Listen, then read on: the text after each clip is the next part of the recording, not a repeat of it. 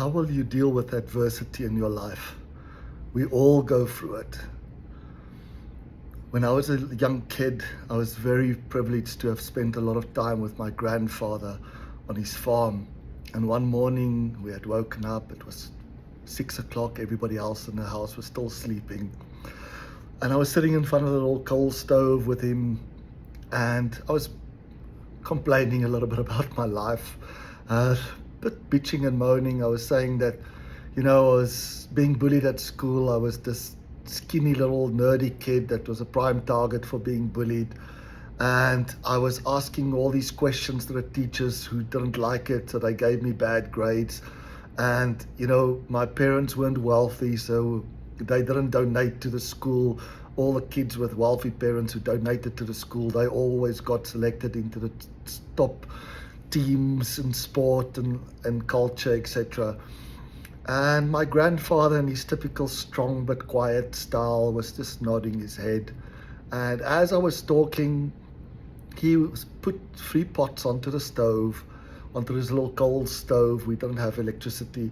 And he waited until it got to the boil. And then in the first pot, he put some carrots, and the second one, some eggs, and the third one, some coffee beans. And I was curious. I said, "Granddad, are you preparing lunch? What are you doing?" He just kept quiet. And after about 10-15 minutes, it had been boiling for some time, and he took the pots off the stove. He took out the carrots, and he took out the eggs, and he poured the liquid from the coffee bean pot into a little cup with the coffee beans.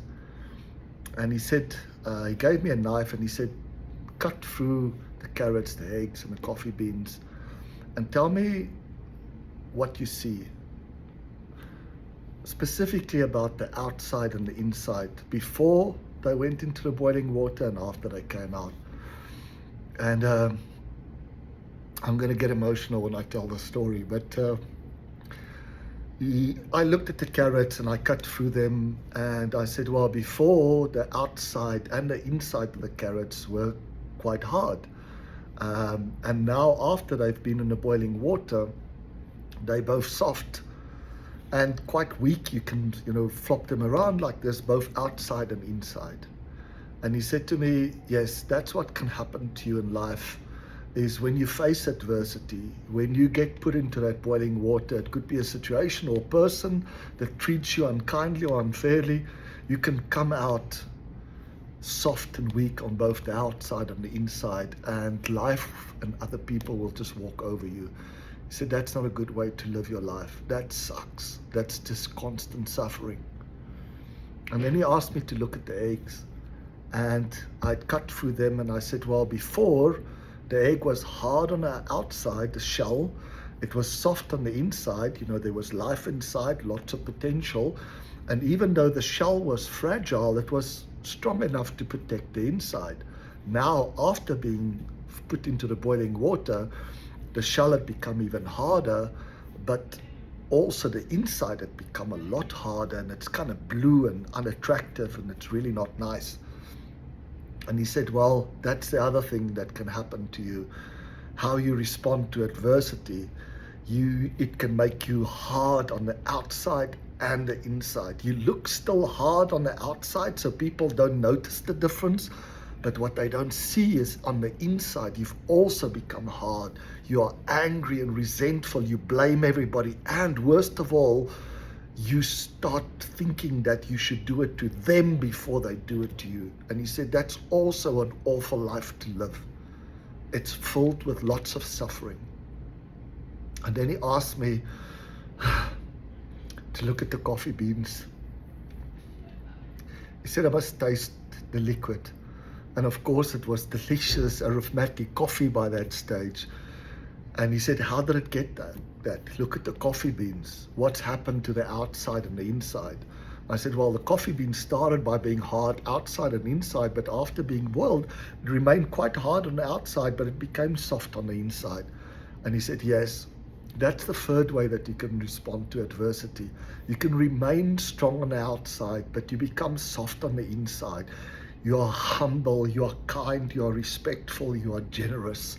And he said, by being that, you actually end up changing your environment. You change the boiling water into lovely aromatic coffee. You change people that were maybe treating you unfairly by showing them that you're not going to let them change you. You could have a positive impact on them. And while this story has remained with me for so long, I've told it to my own kids. I hope that they've learned the right lesson. I've told it to many students and clients of mine, and I frequently remind myself about it, because it doesn't matter who we are, how old you are, whether you come from a life of privilege or poverty, you can have adversity in life. You're going to be put into the boiling water, either through a situation or some person that treats you disrespectfully, not fair, etc.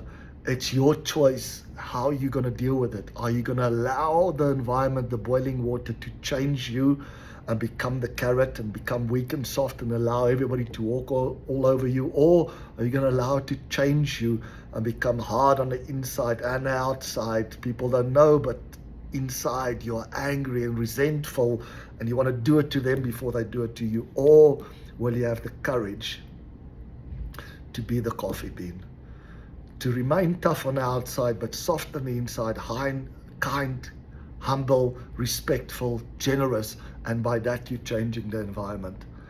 I think it's a useful reminder for all of us, and I hope that it was valuable for you to hear the story again. I know the story has probably have been told in many cultures, but it had a huge impact on me growing up.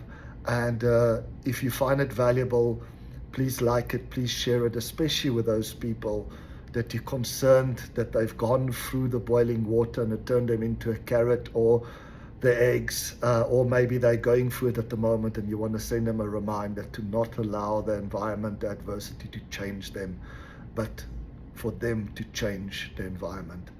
Thank you.